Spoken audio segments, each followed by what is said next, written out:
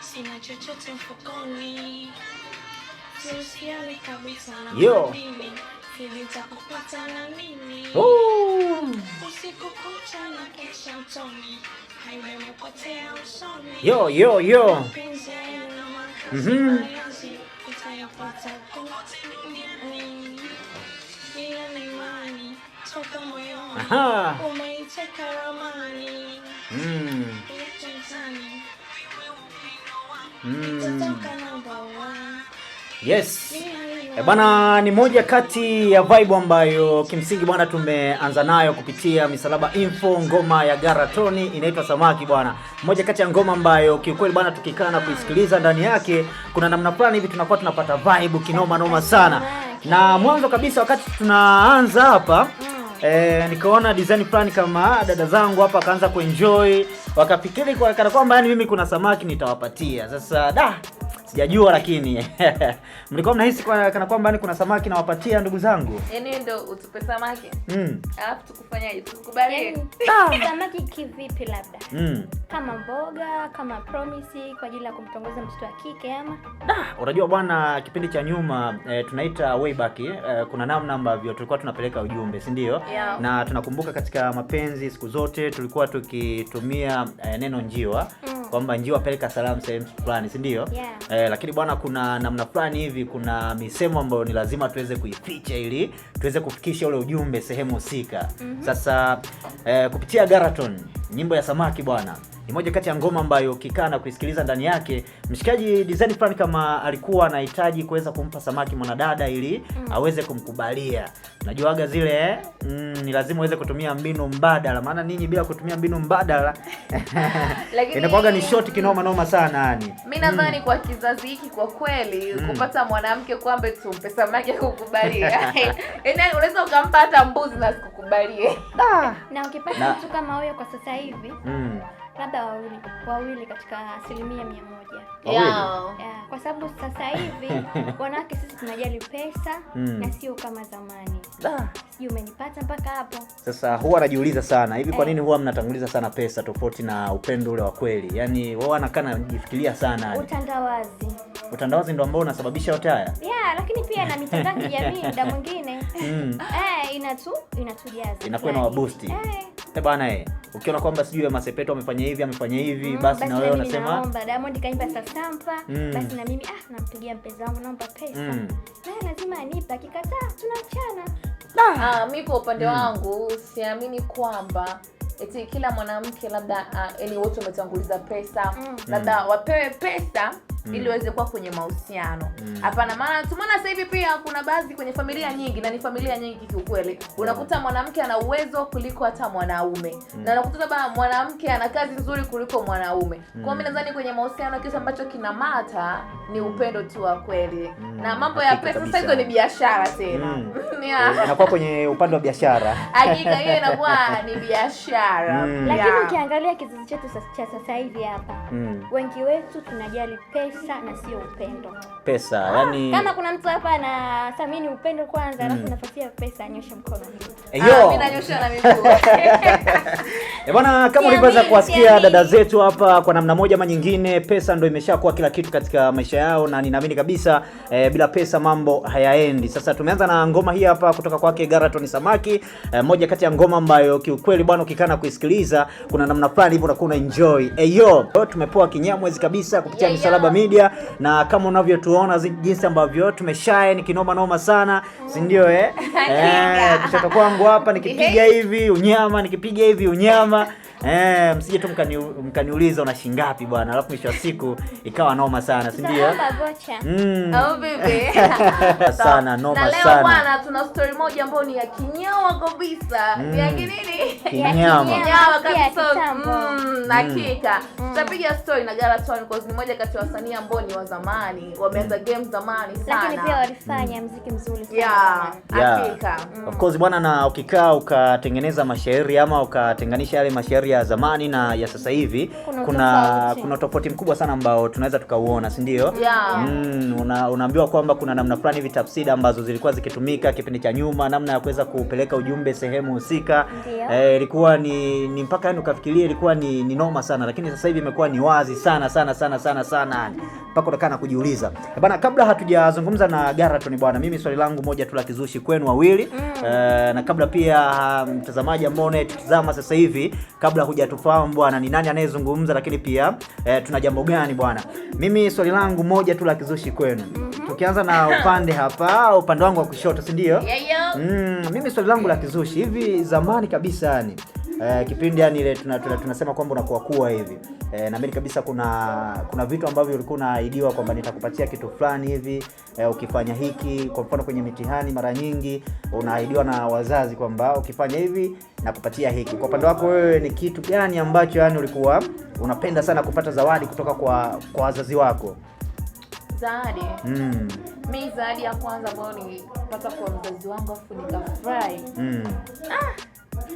Jamani, of course kwa upande wangu pia mimi mzazi wangu hakuwa mtu wa kutoa ahadi, ila kila alipokuwa akipata nafasi ya kukupa kitu anakupa.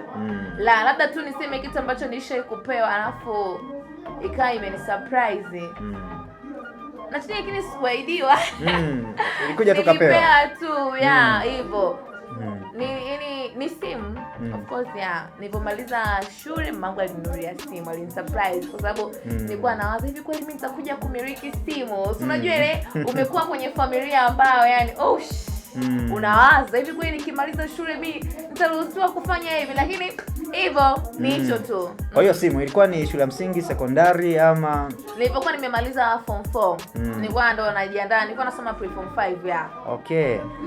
Kumbe wenzetu umekuja kwanza kutumia simu muda kidogo umeenda, si ndio? Watoto 2000 bwana hapa. Au unakosea ndugu yangu? Unapatia mule. Watoto 2000. 2000 na mwila 2000 tu pale. Ni kitu gani ambacho yani ulifurahia sana baada ya kupewa kutoka kwa mzazi wako? Kupewa nini? Hujaelewesha? Kuna zawadi kwamba unaahidiwa kitu fulani bwana, ukifanya hiki tutakupatia kitu fulani hivi. Mimi kwangu nilikuwa nafurahia tu kutolewa out.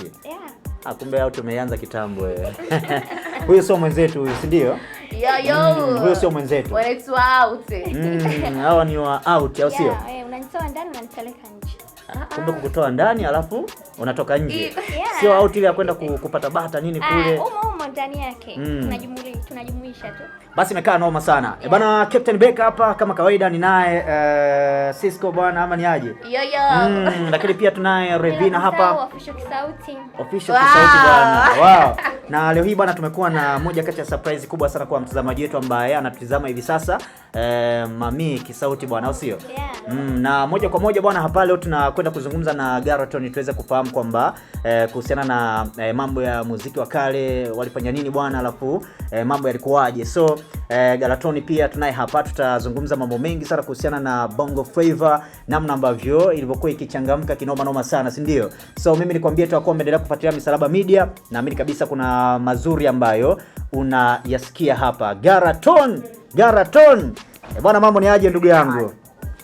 Safi kwema. Kama kawa kabisa, uko live hapa Misalaba Media, naamini kabisa ni siku nzuri kabisa ambayo tunakumbuka muziki wetu wa zamani namna ambavyo ulivyokuwa. Bwana, niliposikiliza ngoma ya samaki, kuna namna fulani hivi nikaanza kujiuliza maswali. Tunapozungumzia samaki ni mboga fulani hivi ambayo watu mara nyingi tumekuwa tukiitumia sana katika chakula, lakini wewe ulikuja nayo kwenye ngoma hii hapa. Ungetueleza bwana, ilikuwa na maana gani hii samaki katika huu wimbo? Tuanzie hapo kwanza mwanetu. Lakini nafikiri samaki nilikuwa namaanisha kwamba unajua ni chakula ndio, lakini watu kama ni kuhonga, haki yetu wanaume au wanawake kuhonga sio kosa, unajua Kwa hiyo kuna time unataka kuhonga, wewe uwezo wako na uwezo wa kuhonga nini. Kama wewe ni presenter unaweza ukahonga mic. Ukimhonga mwanamke microphone sio kosa. Kwa hiyo mimi nikajifananisha na mvuvi kwa sababu mimi ni mzaliwa wa Tanga. Japokuwa mara kadhaa huwa na sound kama natoka kanda ya ziwa kwa sababu muda mwingi huwa na sound nikiwa naishi maeneo haya. Kwa hiyo nikamfananisha samaki au vipi bwana, na kitu cha thamani ambacho ndio kinapatikana katika mazingira ambayo nipo. Nikiwa Mwanza nakutana na Sato Sangara na vitu kama hivyo, nikasema mwanamke hata nikimuonga fedha haiwezi kumtosha kwa chochote, lakini nikimuonga samaki anaweza akawa yuko willing zaidi kuliko nikimpa fedha. Hawezi kula fedha kama sio samaki. Okay. Hata nikimpa fedha sitanunua samaki wewe. No, masana. Bwana Galatoni, wewe ni moja kati ya wasanii ambao wameanza muziki kitambo kidogo, na kuna baadhi ya wasanii ambao ulikuwa nao kwenye game kwa kipindi hicho wakati unaanza, lakini this time haupo nao tena, wameacha muziki wengine. So unahisi ni kipi ambacho kinafanya wasanii wa zamani kushindwa kuendelea na game la muziki wa sasa? Kuna vitu vingi, kwa sababu wakati unaingia kwenye biashara ya muziki inategemea wewe ulikuwa unauweka muziki kwenye kategori gani. Kwa sababu haina maana kwa sababu mimi nafanya muziki ndio nisifanye vitu vingine, lakini toka wakati nafanya muziki wangu way back na sasa bado nilikuwa na biashara zangu. Kwa hiyo muziki nimeuweka kwenye pati ya maisha yangu. Yaani ukikata damu ni maji kidogo, damu nyingi, lakini na muziki utauona unatokea. Kwa hiyo kuacha haiwezekani. Sasa inategemea waliokuja kwenye muziki walikuja wakiwa wanaupenda au waliufanya kwa tamaa, wakiwaona wenzao wana magari, wana majumba, wana nini. Mimi muziki hata usiponilipa siwezi kuacha kufanya kwa sababu upo ndani ya damu yangu. Hivyo. Okay. Lakini pia tunaona moja kati ya ngoma ambayo iliweza kukutambulisha sana kwenye ramani ya muziki wa Bongo Flava ni hii hapa ya Samaki. Labda ningependa sana kuweza kufahamu pia mtazamo wako kuhusiana na una ndoto ya kuja kufanyia remix wimbo huu ili uende zaidi pia? Kurudia material ni kuishiwa mitikasi, unajua. Kwa hiyo mimi kama nilishafanya Samaki miaka 10 na kadhaa iliyopita, alafu nikaja nikairudia leo, nafikiri nitakuwa sasa kama Harmonize ndugu yangu. Unajua kila mtu ana vitu vyake. Kwa sababu kila ukisikiliza bwana Harmonize sound wote pamoja. Back toka tunaanza kutoka, mimi nimetoa Sinamali, ametoa Iola. Nafikiri nyimbo hizo zilitoka siku moja sasa kama ulikuwa ufahamu. Okay. Bana. Yaani siku ambayo imetoka Iola ndio siku iliyotoka Sinamali. Yalipishana masaa. Na siku ambayo nimekwenda kutoa Samaki ndio siku ambayo yeye naye alikwenda kutoa wimbo wake ambao alimshirikisha Platinum. Hivi sio ulikuwa unaitwaje? Ni muda sasa. Okay. Kwa hivyo mimi siwezi kukopi na kurudia vitu kwa sababu nikikopi na kurudia sasa vitu vipi watu watavipata wapi? No masana. Kwa hiyo inadhihirisha kwamba maana tumeona wasanii wengi wa sasa ambao wapo kwenye game wanakuwa wanarudia nyimbo za kitambo. Je, ni ukosaji wa ubunifu au tu ni kuendelea kupromote ile kazi ambayo ishafanya, wanafagilia kazi nzuri wameipenda ndio maana wanafanya hivyo? Nasemaje? Unaona watu unasikia kufuata mkumbo. Yaani kwamba leo hii sisi Tanzania hatuna icon ya muziki wetu. Okay. Leo likija lia mapiano hapa utaona kundi zima watu tu weka likihama singeli watu na mimi sasa na roga. Yaani haeleweki. Kwa hivyo ile yote ni kufuata mkumbo, lakini mimi leo hii hakuna sababu ya kuirudia Samaki, ila kama nitatumia biti ambazo nilifanya, nafikiri nilifanya pia wimbo unaitwa Mshenga. Unaona huo ubunifu ambao nilicreate huo muziki wa Samaki. Hiyo ni reggae, nimepiga na twist kidogo alafu na ubunifu wa mashairi ukawa mkubwa, ndio maana leo hii tunaizungumzia Samaki. Lakini nikawa hiyo biti ukisikiliza hakuna msanii Bongo amewahi kufanyia vitu kama hiyo. Hakuna. Kwa sababu nipo Galatoni, kama ipo nikumbushe nani amefanya twist na reggae kwenye wimbo na ukahit. Noma sana. Naweza kujipa mimi credit peke yangu nikasema mimi ndio Daudi Kabaka wa Bongo. Na mazeni watu wote. Noma sana. Sawa, tunataka tujue ni nini hasa kilikusukuma ukaingia katika tasnia hii ya muziki?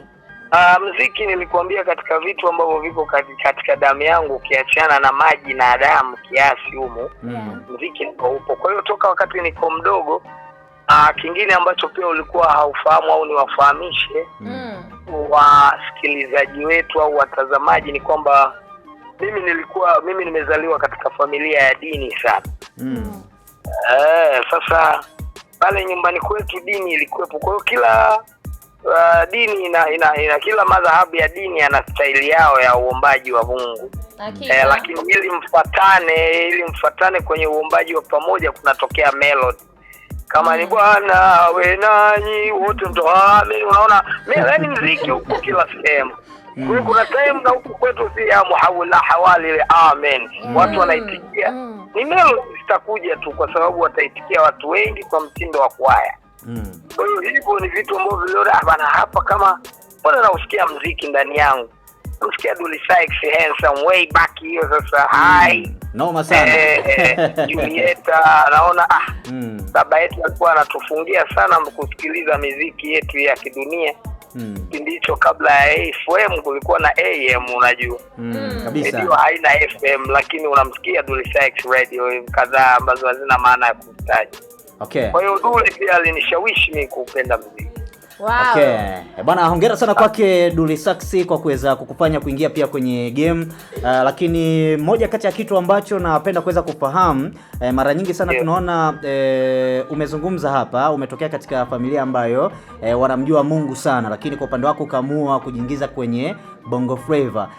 Na tunaona namna ambavyo kuna baadhi ya wasanii hapa Bongo, mtu kama Nandy, mtu kama Angela, naye pia ametokea katika familia ambazo wanamjua Mungu, lakini sasa hivi tumekuja kuona kwa upande wa Angela ameswitch kutoka kwa upande wa Bongo Flava na ameingia kwa upande wa gospel. Kwa upande wako sasa katika hili pia tunapenda kufahamu siku moja tutarajie kuingia kwenye gospel ama utasimama wewe kama wewe tu ili ujitofautishe na familia kwa ujumla? Mimi nafikiri dini iko kwenye jamii yote kwa sababu tusijitenge tukasema kuna wasanii ambao tunaijua dini au kuna wanamuziki ambao hawajui dini. Hiyo sio sawa. Nafikiri ni kwamba tu ni yale mazingira ya uzao tu kwamba ukuaji wa mazingira hayo, lakini pia mimi ni Islamic lakini sichagui bagua kwamba mimi ni wa aina gani. Lakini kuhusu santuri za dini zipo. Ramadhani imeisha juzi nimetoa EP. Ipo hapo EP yangu inaitwa Safina. Kuna nyimbo kuna wimbo unaitwa Sala, kuna wimbo unaitwa Ndoa, lakini pia kuna wimbo mwingine unaitwa Njiwa.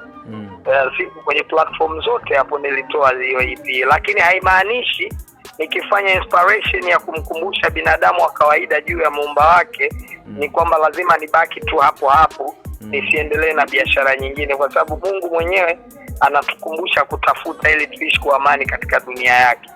Kwa hiyo kote nafanya, hata leo ukinishirikisha kwenye wimbo wako unaomhusu Mungu wala hamna shida, mimi nafanya tu hata leo. Okay, Bwana Garaton, tumeweza kuona kwenye tasnia ya muziki wasanii wapo wengi sana, lakini wasanii ambao inasemekana kwamba wasanii wengi ambao wapo juu kimuziki wanafahamika sana ni kwamba wanatumia ujanja tu, lakini wale ambao wana vipaji wanakuwa chini, hawaonekani, wanashindwa kuwasupport. Kwa upande wako hiyo imekaaje? Ni sahihi kwa sababu unajua anayejua sana anakuwa hana nidhamu na kile ambacho anakifanya, kwa sababu anaamini tu kwamba mimi sipakome bana, nikiingia hapa sasa hivi na Mtibwa Sugar nitawabonda tu, hata nisipoenda mazoezini nitatisha. Lakini yule ambaye hajui anakuwa na discipline na kile anachokifanya, anakuwa yuko makini sana. Kwa hiyo atafanya mazoezi, atahakiki sauti yake iko salama, asivuruge kwa jambo lingine lolote. Lakini wale ambao wanakuwa na uwezo wa kufanya hicho kitu kwa umakini, Mungu alivyokuwa wa ajabu, unakuta hawakifanyi kwa weledi. Mimi ukiniambia sasa hivi niweke studio la 200 ninunue robot nitakushangaa. Ili niongeze viewers ili wewe unione mimi matata, sio kweli. Lakini huyo msanii ambaye utakuja kumuogopa wewe, unakwenda eti kujaji msanii ambaye anaimba kwa voko halisi na voko ya numbers. Mtu utasikia ana K800, sasa tupe bendi basi tuimbe. Mtu anaimba flat rafiki yangu, lakini ana K800. Kwa hiyo sasa hivi sio vitu vya kushangaa, hata mabubu si umesikia wameanza kuimba. Au wewe unajui bubu anaiti hapa duniani na anaimba? Haujawahi kusikia? Isee noma sana, na ndio nimeanza kusikia hapa hapo ndugu yangu. Wengine wanaitikia vitu vingine. Bana, noma sana. Na moja kati ya kitu ambacho nilipita pia katika mitandao yako ya kijamii, kuna moja kati ya kitu ambacho uliwahi kuzungumza kuhusiana na kwamba kuna watu ambao pengine bwana wanakufanya ili usiendelee sana kwenye muziki. Naamini kabisa hapo utakuwa umeshanielewa ni kitu gani ambacho walikuwa wanahitaji sana kuweza kukifanya kwako, lakini kuna namna uliweza kuwajibu. Kasema kwamba bwana mimi watashindwa. Kulikuwa na ukweli ndani yake katika hili? Changamoto zipo tu katika maisha yoyote. Hata leo mimi nisingekuwa mwanamuziki wa Bongo Flava, ningekuwa fudiranda tu wa mtaani, bado pia majungu yangekuwepo. Kachonga kibubu kibovu. Kiti umechonga wapi kwa Welton? Aya. Hichi kiti rafiki yangu sikina kufa siku 3 tu. Kwa hiyo na maana changamoto zipo tu kwenye maisha yote. Kukatishwa tamaa kupo, na kukatishwa tamaa muda mwingine unatakiwa kukubadilisha kuwa kama challenge ya mafanikio. Unawaambia okay, umeniambia nikifanya hichi nitafeli. Kesho yake unafanya kizuri zaidi, kesho yake kizuri zaidi. Kikubwa ni kwamba muda ambapo unakwenda wanapotuwezea, unakuta kuna majukumu ya familia ya kawaida. Umri unapokwenda utahitaji watoto, utahitaji familia isome, utahitaji ni kwa ule muziki utaujengea muda wake kwamba huu muda mimi ni wa muziki, lakini muda huu nitafanya kwa ajili ya mambo mengine kadhaa. Kwa hiyo kuna wengine wao huo muda wa kuangalia familia na nini wao hawana, wao kwa ajili ya jambo hilo. Sasa mpaka pale nao wakwame ndio wanakuja kukuta wewe. Leo mimi huwezi kuniambia Nura sio msanii mkali, lakini Nura kwangu ndio msanii wa rap namba 1. Okay. Mimi binafsi Nura kwangu ndio msanii mkali. Makumi kwa mamia na kuanga fish na kuisha sibaki hata na 100. Kwa mfano nifanye hivi, linatokea jinga fulani pumbavu linaongea floteje kumbero kama hivi yenyewe hapo mashairi yanaelea. Mtu anacheza na maneno namna hiyo unasemaje? No, sana. Bwana Nura kwangu namba 1. Umetisha sana. Okay, Galaton, wewe ni mtu ambaye umefanya kazi na Kapasta kwa muda mrefu sana.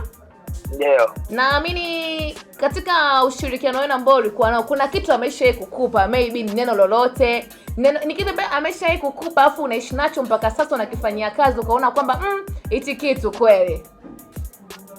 Na kwanza inatakiwa ifahamike Kapasta ni mdogo wangu, Abidadi ni mdogo wangu. Kisha wakati na hiyo game huyo Kapasta kumwambia kwamba wewe uwezekano wa kuimba uwezo huo huna, hebu jaribu kudili na mitandao. Kipindi hicho zamani Pentium 1 ukiwa na kompyuta hiyo unaonekana wewe matata. Kaambia wewe bana kuimba wewe ujui. Hebu jaribu kujiweka kwenye mambo yako hao ya platform hizo, basi tuone itakuwaje. Lakini Mungu alibariki kwa sababu tulianzisha studio yetu inaitwa Childers Records. Nikamwambia wewe utakuwa meneja wa hapa, alafu Abidadi jaribu kujifunza kupiga makopo haya. Mwenyezi Mungu anaweza kukubariki ukaja ukawa producer mkubwa, na vyote ambavyo vilifanyika vilitimia. Kwa sababu mimi nilitangulia muda mrefu toka Tattoo Record ya Ruge Mutahaba. Mimi nipo, wao walikuwa wako Tanga, sijui la 4 au la 2 huko. Mimi tayari niko Dar es Salaam. Kwa hiyo ukizungumzia Kapasta, mimi na Alikiba tunajuana G-Record way back Ali. Leo hii Kapasta na manage Alikiba. Lakini sijawahi kulalamika kwamba eti kwa nini Alikiba na manage Kapasta. Manage hata Nandi, manage hata Mauasama, manage wasanii wa Bongo, upate riziki uweze kumsaidia mama hapo Tanga. Kwa hivyo sina tatizo na Kapasta na nafanya kazi naye mpaka leo. Kwa hivyo kuhusu neno la kuniambia kaka yake, labda kunikumbusha kama kaka yake wa kawaida, lakini kusema kama meneja kamwambia msanii wake hiyo haipo. Okay. Kaniambia nini Kapasta?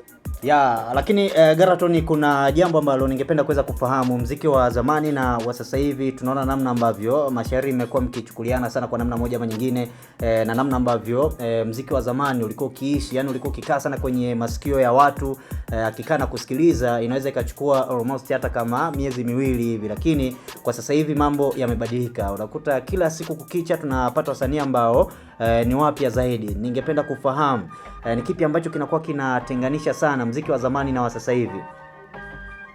Kitu ambacho kilikuwa kinaweza kutenganisha muziki ni kwamba zamani watu walikuwa na creativity kubwa sana. Yaani ilikuwa zamani haina sababu ya kutaka kumjua msanii huyu ni nani. Ilikuwa ukimsikia Kalipi, wewe unajua wewe utakamatwa wewe, umekaa jela, unajua mtu huyo kalipia. Ukisikiliza mimi mapenzi yawe sawa, endako nempenda wajua huyo Samiri. Siku hizi watu hawana style. Yaani ukija ukimsikiliza huyu na huyu na huyu mpaka unamuuliza mtu, kwani huyu ndio huyo jamaa anayeambiwa ndo anaiti? Jina kubwa kuliko uwezo wa kuandika au uimbaji. Style hakuna, lakini zamani ilikuwa ukitaka kutoka lazima kwanza uwe na style yako. Mfano, Samaki wamefanya offside trick Zanzibar. Ukisikiza Samaki ya AT, Samaki ya Samuel wa ukweli, Samaki ya Galaton, vitu viwili tofauti vitatu labda. Lakini zote Samaki. Lakini siku hizi hakuna sababu ya kuyataja majina watu, lakini wasanii wangapi leo ni wapi wanafanya vizuri, lakini ukiambiwa huyu ndio fulani, yani unajiuliza sasa mbona huyu na huyu wanafanana? Lakini zamani ukisikia tu broke unajua huyo Dully Sykes sasa anataka kufanya mambo yake. Timing Dulayo. Unajua sina maana na uchukia muziki wa sasa kwa sababu ndio utandawazi unavyokwenda. Maana hata Ulaya tunaona wasanii wapya wanafanya vizuri wa sasa. Hatusikii 7 days zile za kina Craig David zamani. Uko shule form 4, form 3. Wewe unamsikiliza Joe Thomas zamani hawana no. Street Boys unawasikiliza, Dustin Child, Survival. Hauwezi ukaweka muziki ule ukaweka na wa sasa. Lakini labda kwa sababu sasa hivi ikipato zaidi sasa utafanyaje? Watu waokote tu. Wanaokota tu wanaenda zao mzee. Anaenda zao. Hata wewe kaka ukitaka kuimba download Sono, weka zako mashairi itakuimbia hapo, fuata juu maliza. Hadi beat inakupigia imemixiwa. Bana, tunafurahi sana kuweza kufanya interview na wewe kupitia Misaraba Media. Naamini kabisa kuna madini mengi sana ambayo umeweza kuyazungumza. So mimi nikupongeze sana katika hilo. Lakini sasa hivi bana umekuwa ukionekana sana kwa upande wa ukanda wa Ziwa huku na umezungumza katika ngoma yako ile ya Samaki uliweza kutaja sana kwa sababu umekuwa ukionekana katika pandizi hapa na huku bana kuna wasanii ambao wana majina makubwa. Pengine tutarajie kuna ngoma yeyote ambayo utakuwa umemshirikisha msanii kutoka kanda ya Ziwa, ama tutarajie pia na wewe mwenyewe kuweza kupewa kolabo? Kwa kanda ya Ziwa kiukweli, niongee ukweli, nimekaa hapa Shaitown zaidi ya miaka kadhaa. Nimekaa Mwanza, tuseme kwa moja ukanda wa Ziwa. Kuna wanamuziki wanafanya vizuri hapa. Labda tu kwa sababu kuna wanamuziki ambao mnasemaga na pia kubaliki kwao, lakini hakuna mwanamuziki anamweza Godshine kwa huu kanda wa Ziwa. Hakuna mwanamuziki wa kuimba ambaye anaweza akatia mguu kwa mwanamuziki anaitwa Godshine. Kuanzia nidhamu, unajua uimbaji sio kupiga kelele tu kwamba hey ukaonesha wewe uwezo wa mawimbi. Uimba sio kupiga kelele, ila kuanzia lifestyle yako unaishije na watu. Hiyo sanaa yako tukukusupporti. Watu wakipata misiba nyumbani angalau utahudhuria kwenye mazishi. Ukiwaona walemavu kule barabarani wanapita na vitoroli vyao, una uwezo wa kutia hata 200 kwenye kopo. Kwa hiyo sanaa sio kuvimba, sio kuimba sana, sio ni kusustain. Ukae katikati ya jamii na uwe karama ya Mungu aliyokupa, talanta ya Mungu isikuharibu kutoka kwenye njia iliyostahili. Kwa hiyo Godshine kwanza kwangu mimi ndio nambari 1 kwa kanda ya Ziwa. Nimeunganisha kote, sijui Tabora, sijui Mwanza, ni Ukerewe. Godshine ndio nambari 1 upande wangu. Hakuna cha besti naso, sijui wala Koyo, ukanitajia kila mtu ana uchizi wake. Ila Godshine apelekwe. Nimempa 100% aende wewe. Kwa hiyo tunaweza tukatarajia kupata ngoma zidi ya Godshine. Nasemaje? Wala haina time nyingi. Na ita trend inshallah kwa uwezo wa Mwenyezi Mungu. Kwa sababu kila tunavyofanya tunatumia nguvu za Mungu. Na kinachonisikitisha zaidi nyinyi watu wa media, inakuwaje mnakaa miaka 3-4 hamumtoi msanii mpya bana kwenye mji wenu? Mna nguvu za media, mna uwezo wote wa kuweza kufanya wote, mmeshika hayo mapanga. Hebu mtoeni Godshine aende zake. Tatizo nini jamani? Aende jamani, magari hayo mtaendesha pamoja. Kabisa.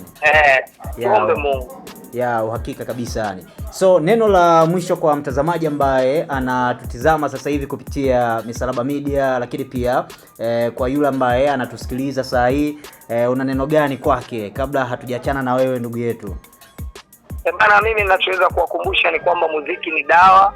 Hatuwezi kuacha leo wala kesho, hata kama tuna maisha mengine ambayo tunayategemea na yanatutegemea, lakini pia wategemee magoma mapya kutoka kwa Galatoni pamoja na Godshine. Sio nyimbo moja, ni magoma. Noma sana. Follow pia account zangu pale YouTube, natumia Galaton, lakini Instagram natumia Galaton TZ, lakini pia TikTok natumia Galaton, waniibukie pale. Kuna goma letu jipya linakuja sio muda mrefu inshallah. Davis Killer amefanya ubaya sana kwenye hiyo video. Tuombe Mungu. We take over like never before, fitna after fitna. Thank you. I'm out. Kabla hujaondoka bwana, hebu tukumbushie bwana kwenye ngoma yako ile ya Samaki bwana, kwa sababu watu wengi wanajiuliza ni kweli ndio huyu ambaye aliimba Samaki? Tukumbushie kidogo tu. Nina imani toka moyoni, umeiteka ramani, tena ulete mzani, upimwe upendo wangu, mimi nitatoka number 1. Noma sana. Ila na imani toka moyoni, umeiteka ramani, tena ulete mzani, upimwe upendo wangu. Hakupa samaki unikubalie. Nitakupa Samaki. Sina mali. Na mapenzi ya kweli. Noma sana. Hey baby. Nikipenda umependa. Kama sikubadilika. How many days? Kwenye mwezi au mwaka. Jahazi hata masika. Ndo maana kwamba najua lokutenda si mimi ni bana. Ito Galatics na Misalaba Media bana. Thank you. Kabla hujaondoka bwana, nikuulize swali moja la kizushi. Ametokea kukuelewa bwana. Bwana design plan kama ameyeyuka bwana. Swali lako ile inabidi bwana tuje tumuulize off mic. Maana alipoanza kuimba hivi nikaona kisauti naye anaanza, nikasema tayari hapa pande nilegeze kamba yani. Mapigo ya moyo yako vizuri kabisa yani. Hayako poa. Unajua hawa ndo wasanii ambao mara nyingi tulikuwa tukitumia sana nyimbo zao kuweza kufikisha ujumbe kwenu. Ndo nyimbo ambazo mara nyingi bwana ukikana kusikiliza kwenye playlist yako, ngoma fulani hivi ambazo zilikuwa ni za kwenda kinoma noma sana, si ndio? Sasa na mimi pia nitakuja nikupe hata Big Bomb bwana, uje nikubalie kiasi. Bwana Galaton amezidi kuwakumbusha wasanii. Anasema kwamba bwana mambo ya kucopy vitu inakuwa sometimes inakuwa uongo, wanazingua. Lakini mimi na swali jamani. Tumeona ngoma ambazo zinafanywa cover au remixes zinatembea. Sasa hiyo inakuaje? Ni ngoma zinatembea lakini ni kwamba CLA inakuaje hiyo? Ubunifu mchache au tuko watu walipenda basi wanaamua tu kuifanyia kazi mpaka sasa? Unajua bwana, mashairi ya zamani siku zote huwa hayapotei na jambo linapofanyika linakuwa zuri, basi naamini kabisa mambo yanakuwa mazuri zaidi, si ndio?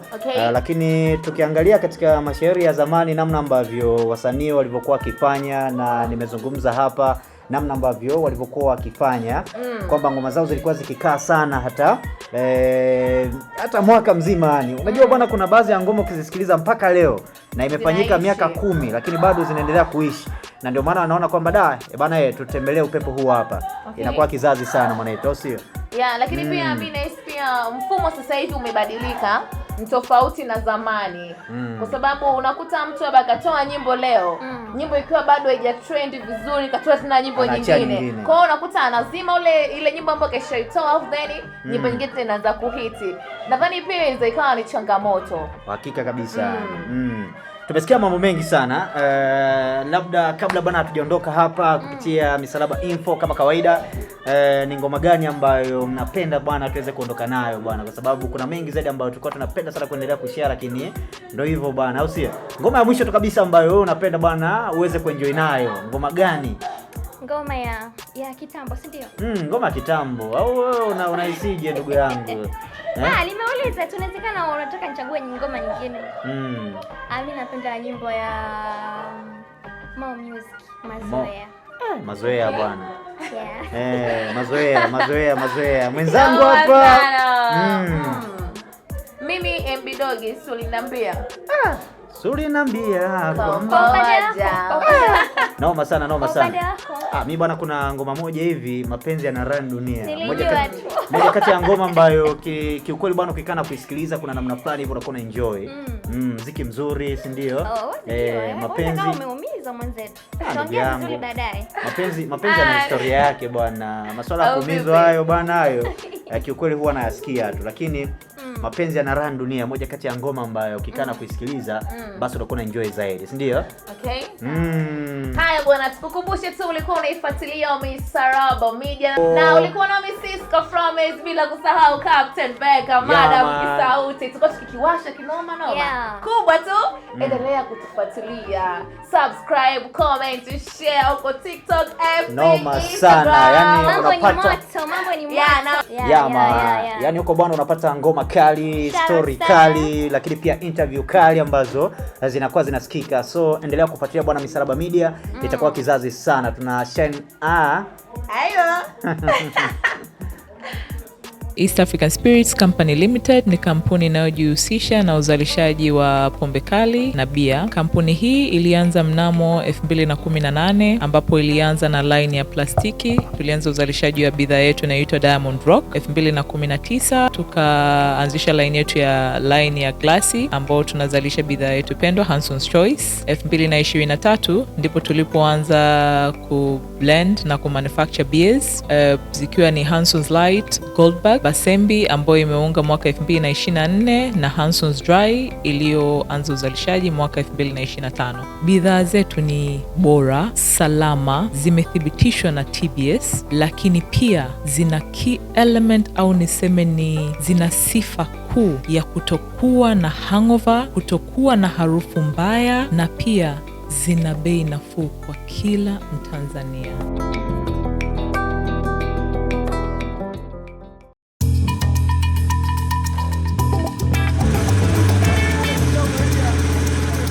Kutoka ndani ya kina cha ardhi, kazi ni jasho, kazi ni bidii, kazi ni uthubutu wa kweli. Lakini kila shujaa anastahili zawadi ya ushindi wake. Basembi, bia ya mashujaa, bia ya kazi, bia yenye ladha kali isiyosahaulika. Haina hangover, ina nguvu. Ni chaguo la wanaume wanaofanya kweli. Basembi Extra Lager, kazi imeisha, sasa ni muda wa ladha safi.